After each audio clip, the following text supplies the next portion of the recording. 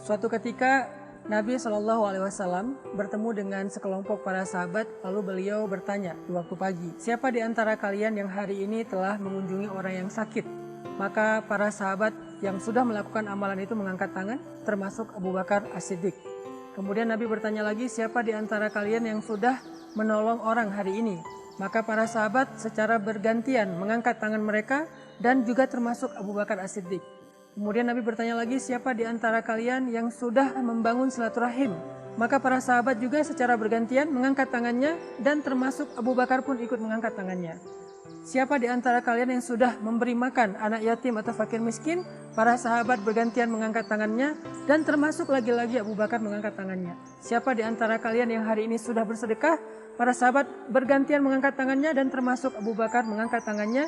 Kemudian ketika melihat Abu Bakar berkali-kali mengangkat tangannya, setiap kali Nabi mengabsen amalan-amalan dalam satu hari, maka Nabi tersenyum dan mengatakan, siapa yang dalam satu hari terkumpul sekian amal soleh ini pada dirinya, maka dijamin baginya masuk surga. Di dalam kisah kecil ini kita belajar tentang betapa berkahnya usia Abu Bakar As-Siddiq. Betapa dalam satu hari, bahkan di waktu pagi, Abu Bakar itu sudah mengumpulkan sekian banyak amal soleh. Mulai dari sholat subuh berjamaah, yang didahului dengan qobliyahnya, sholat sunnah sebelum subuh. Kemudian setelah subuh beliau melakukan zikir. Kemudian setelah zikir itu dilanjutkan dengan sholat syuruk. Kemudian di waktu pagi beliau langsung melakukan amal-amal sosial, membantu orang, memberi makan fakir miskin, menyantuni anak yatim, bersedekah, menjalin silaturahim, mengunjungi orang sakit. Dalam satu pagi saja, sekian banyak amal soleh sudah terkumpul pada diri Abu Bakar As-Siddiq. Ini menunjukkan betapa berkahnya paginya Abu Bakar As-Siddiq. Makanya Nabi SAW mendoakan orang-orang yang beriman dengan doa, Allahumma barik fi bukurina. Ya Allah, berkahilah waktu pagi kami.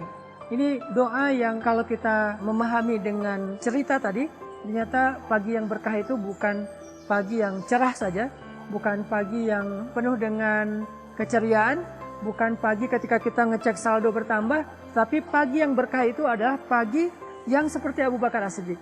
Di pagi hari sudah bersedekah, di pagi hari sudah menyantuni anak yatim, di pagi hari sudah menyambung silaturahim, di pagi hari sudah menjenguk orang sakit, di pagi hari sudah memberikan hak keluarga, di pagi hari sudah mengaji, di pagi hari sudah sholat berjamaah, dan seterusnya.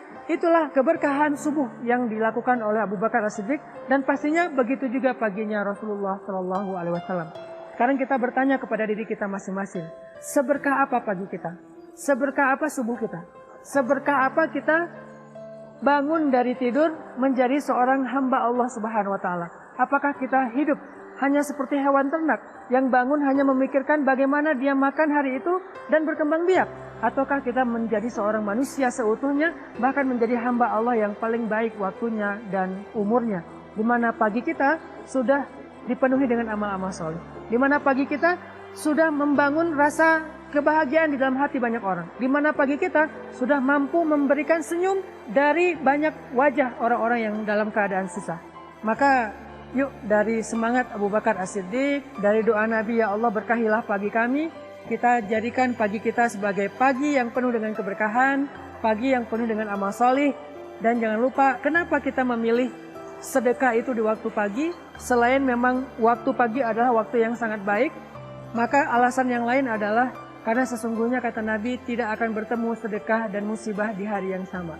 Dengan kita bersedekah di waktu pagi, kita belajar yakin, maka satu hari itu kita akan terhindar dari banyak malapetaka, musibah, dan berbagai macam keburukan dalam hidup kita.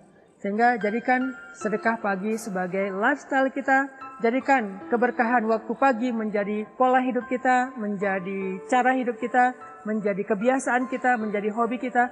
Insya Allah dengan demikian kita menjadi muslim yang produktif, hamba yang berkah, hamba yang dicintai oleh Allah Subhanahu wa Ta'ala. Barakallahu fikum.